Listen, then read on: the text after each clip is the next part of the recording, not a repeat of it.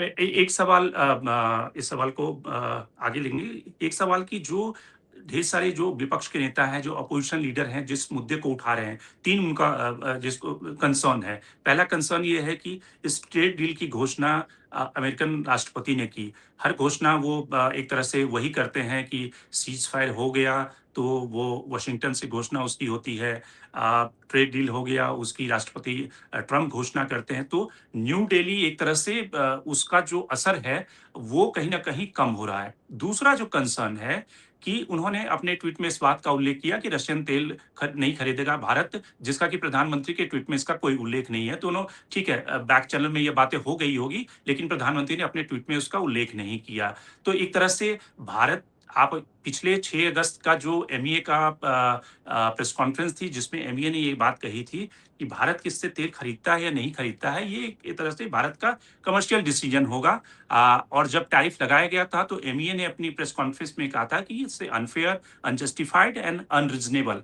तो अमेरिका अगर तय कर रहा है कि भारत किससे तेल खरीदेगा और इसकी घोषणा कर रहा है, एज अ डिप्लोमेट आप इसे कैसे देखती हैं? और तीसरी बात, जो 500 बिलियन डॉलर की ट्रेड की बात अमेरिकी राष्ट्रपति कर रहे हैं, उस पे भी लोगों के ढेर सारे सवाल हैं। इन तीनों पॉइंट पे आप की छोटी टिप्पणी। देखिए ज़रूर आपकी बात सही है कि पहले प्रेज़िडेंट ट्रंप का ट्वीट आया था, लेकिन ये भी सोचिए कि प्रेज़िडेंट ट्रंप ने हमारे प्रधानमंत्री जी से फ़ोन पे बात की थी। तो जब उन्होंने फ़ोन पे बात की थी और हमें पता है कि ये नेगोशिएशन बड़े महीनों से चल रही है और कई बार में ऐसे बात भी आई थी कि बस अब डील हो गई है, होने वाली है। उसके बाद पता चला था कि शायद ये प्रेज़िडेंट ट्रंप के पास कागज़ गए थे और शायद फाइनल अप्रूवल नहीं थी, कुछ इधर-उधर डिस्कशन हुए थे वगैरह।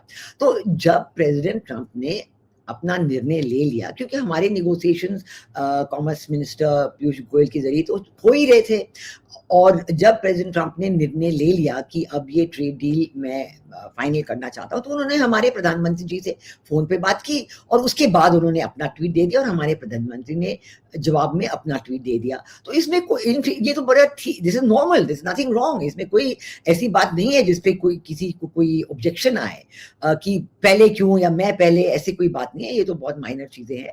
सबसे बड़ी बात है कि उन्होंने हमारे प्रधानमंत्री जी को अपने कॉन्फिडेंस में लेके बताया था और उसके बाद यही निर्णय हुआ होगा जो दोनों तरफ के डिप्लोमेट या कॉमर्स मिनिस्ट्री के ऑफिसर्स ने इन चीज़ों पे निर्णय किया होगा कि हम ऐसे करेंगे, ये सीक्वेंस ऑफ इवेंट्स होगा। ये भी हमेशा ऑफिशियल लेवल पे फाइनलाइज होता है कि जब टॉप लेवल के लोगों की बातचीत हो जाती है उसके बाद ये निर्णय होता है। तो इसमें तो मैं बिल्कुल कुछ नहीं देखती हूँ।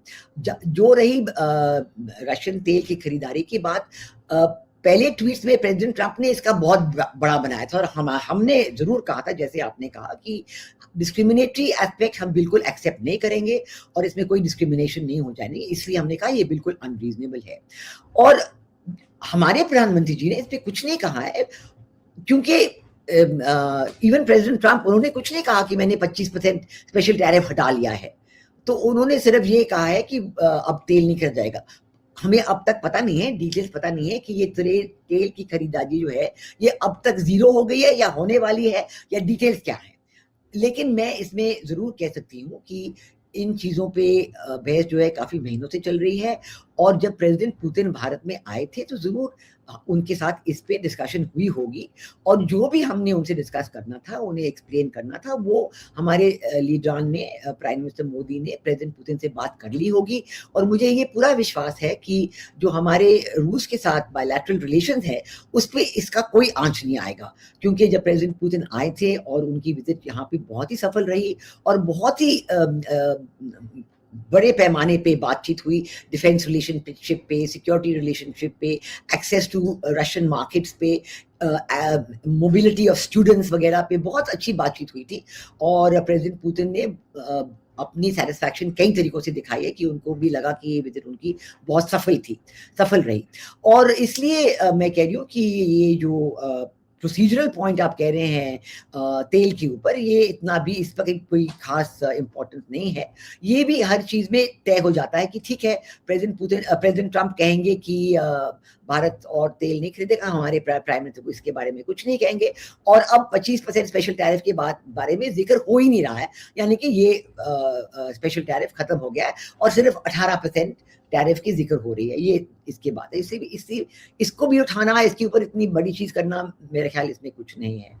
और तीसरी ठीक है। बात जो आपने $500 बिलियन पे कहा, तो ये जो फिगर आंकड़ा है $500 बिलियन का, ये पिछले साल जो हमारे प्रधानमंत्री जी वॉशिंगटन डीसी गए थे और जो जॉइंट स्टेटमेंट वहां पे हुआ था, उस जॉइंट स्टेटमेंट में ये आंकड़ा आया था $500 बिलियन, और ये था trade target, bilateral trade target between India and USA by the year 2030, यानी कि 2030 तक 4 सालों में उम्मीद ये जताई गई थी कि बायलैटरल ट्रेड डबल हो जाएगा, $500 बिलियन होगा।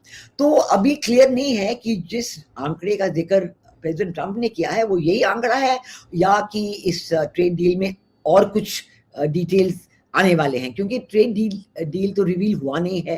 तो इसलिए मेरा ख्याल है कि हमें इन्हीं चीजों पे